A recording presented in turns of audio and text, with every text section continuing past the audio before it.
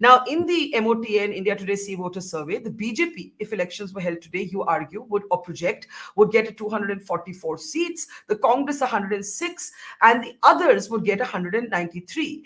If we move on and look at this in terms of the NDA, let me just wait for that. The NDA would then get 299 to the India bloc's 233. Now, I want you to explain this in terms of the BJP and the Congress breakup.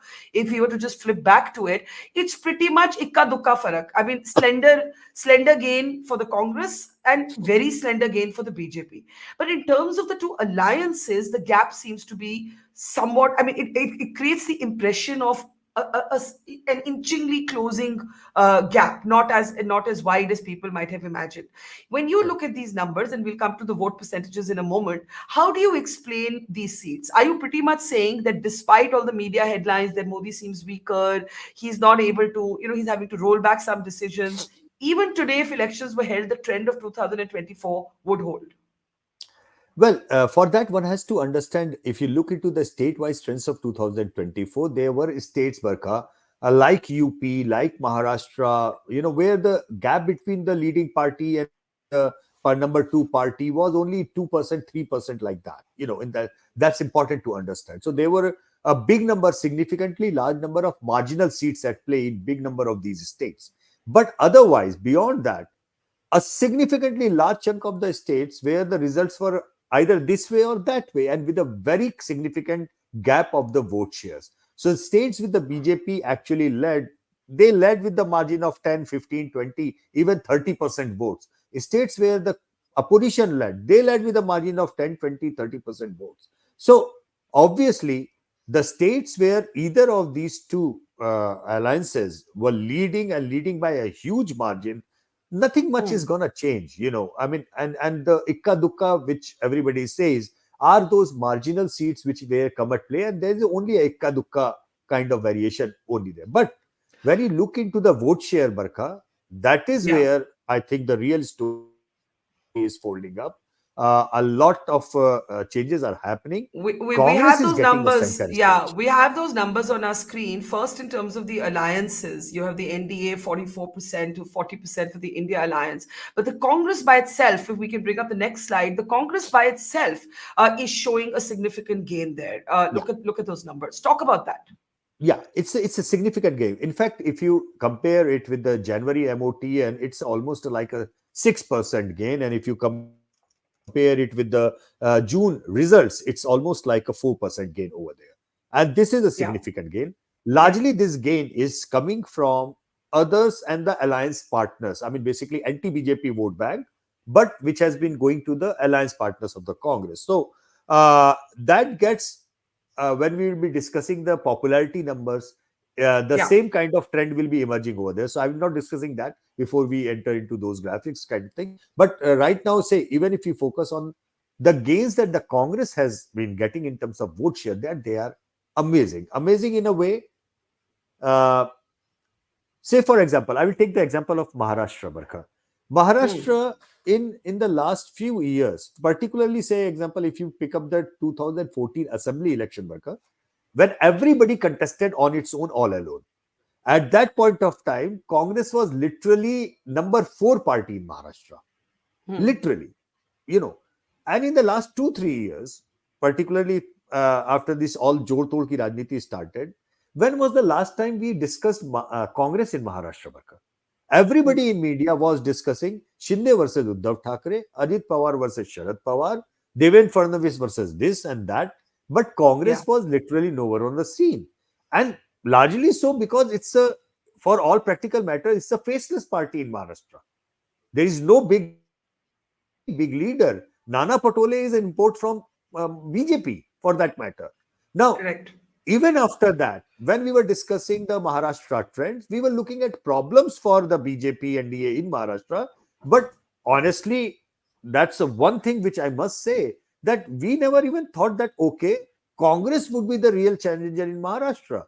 Because when you look into Maharashtra different regions, we were so damn over focused on Mumbai, Konkan, Western Maharashtra, North Maharashtra, we literally forgot that the two big chunks of Marathwada Hmm. and Vidarbha, where actually it was the fight between Congress and the BJP. We took it for granted, literally, editorially, statistically, in every possible way, that यहाँ पे तो कोई contest ही नहीं होगा. And the Hmm. contest happened.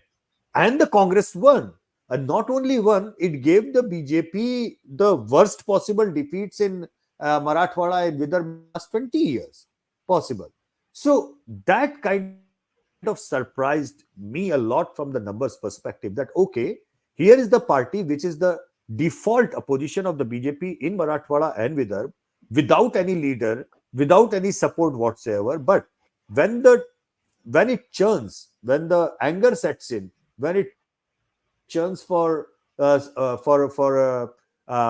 emotion of change or whatever, whichever way you explain that, then the party stands to gain in a Yeah. way that it is the default party to go to in these areas, as and when the wheels churn and people start saying that we want a change. So Congress gained and gained Hmm. significantly, and those gains are now gaining up so much that we are looking at the assembly election where there is a very distinct possibility, Barkha, that BJP might emerge as a single largest party in terms of vote share because it is a pan Maharashtra party now. But the Congress might emerge as the single largest Yeah. party in terms of seat share. You and never and and, know. and what and what happens after the assembly elections will also have an impact on national politics. Possibly you'll have to do another survey. In fact, the second part of this program with you on Monday will look at the states individually, but I want to now turn our focus to the popularity ratings. The question you asked is, who is most suited to be prime minister? If that question were in fact asked today, what would it look like? And those numbers are very interesting as they come up, Yashwant. There they are. The prime minister remains the overwhelming choice, but with a 6 point dip since your last survey, which was done in February before the general election verdict. Rahul Gandhi is still well behind, but his popularity is rising. That trend is very, Yeah. very clear. It's rising by 9 points since your last survey. He has come into a space that his critics never thought he would come into. He is now leader of the opposition, a 9 point gain. How do you look at this? These two numbers we see on our screen.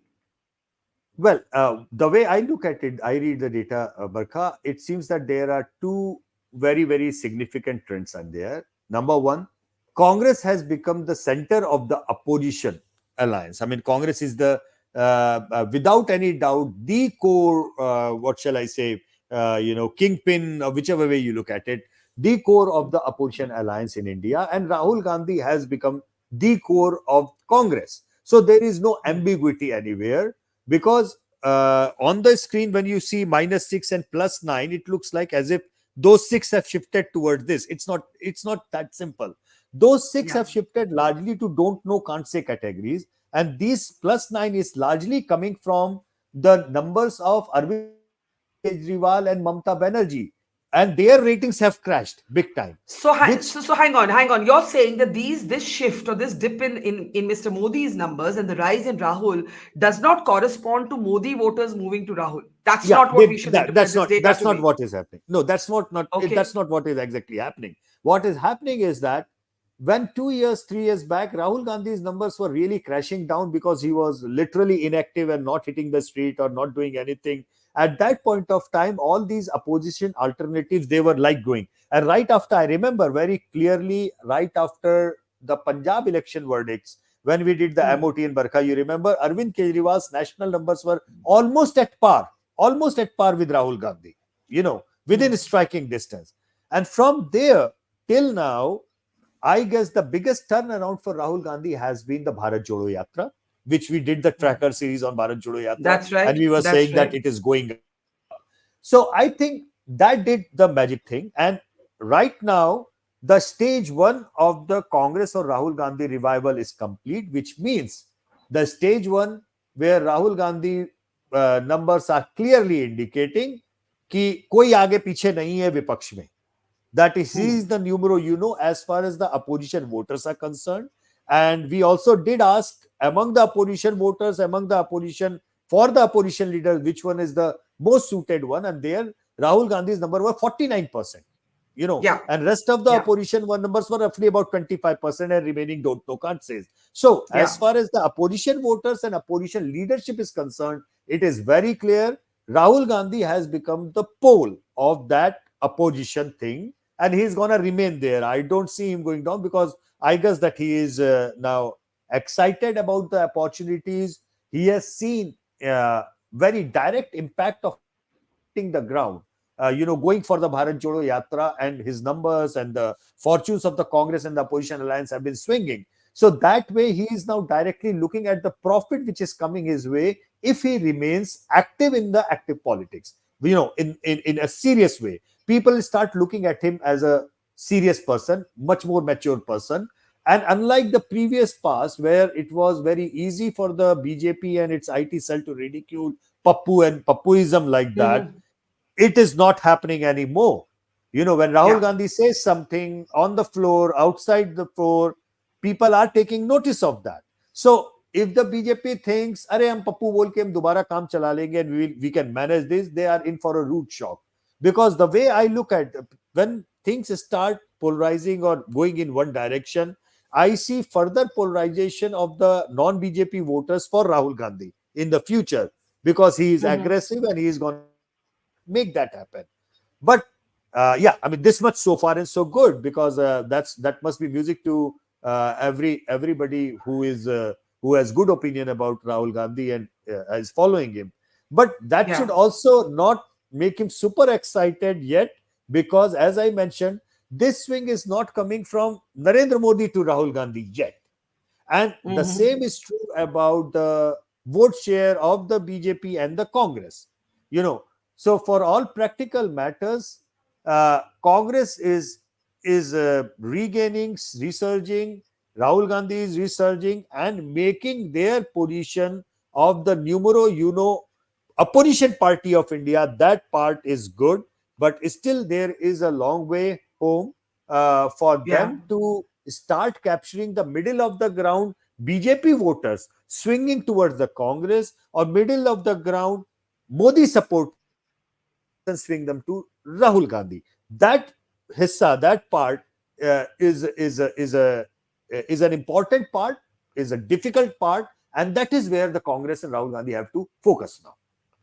How concerned, before we move on to the next set of numbers, how concerned should the Prime Minister be about that 6 point drop since February? And the reason I ask is because 49% is a pretty high popularity rating in the third term of an incumbent Prime Minister. But there is a new reality, there is a new polity, and that is not just the fact that there is an aggressive new opposition, it is legislative breaks on the Modi government's work, right? In Parliament is where I think now the real hurdles are. Yeah, Uh, Something small like 45 vacancies for a UPSC lateral entry. I'm not right now getting into whether that's good or bad. I'm just yeah, saying what the government would have considered a yeah. very routine thing, which they did last year. Modi had to take that They back. That never directive asked. was taken Yeah. back. Yeah. So my question to you is how concerned, because like people are asking, okay, will this government last the full term? Will Chandrababu and Nitish allow it to last the full term? There are also internal rumblings, and we'll come to that in particular in Uttar Pradesh. How concerned should the Prime Minister be about that 6 point dip, given that right now, if you look at that slide, the gap between Modi and Rahul is big, but Rahul's on the rise and Modi's on the descent? I think they should be concerned, not hyper concerned, but yes, concerned, because as you just mentioned, 5 rollbacks in 3 months. How many rollbacks in the last 10 years we have seen? I guess that BJP has been more troubled in the parliament in the last 3 months than in totality in the last 10 years altogether. So Hmm. obviously there are signs, there are problems, and they have to go about it more so, because there are big number of questions, Barkha, which are non-political of sorts in that way, but we do ask in the India Today MOTN, Yeah. and somehow the findings of those questions on emotive issues are some of them are should be concerning to the BJP, and some of them to the Congress or the opposition at large. For Yeah. example, there is a huge support for MSP to the farmers. Now this is an emotive issue. Huge support for changes and continuing, then only continuing the Agniveer Yojana. So Yeah.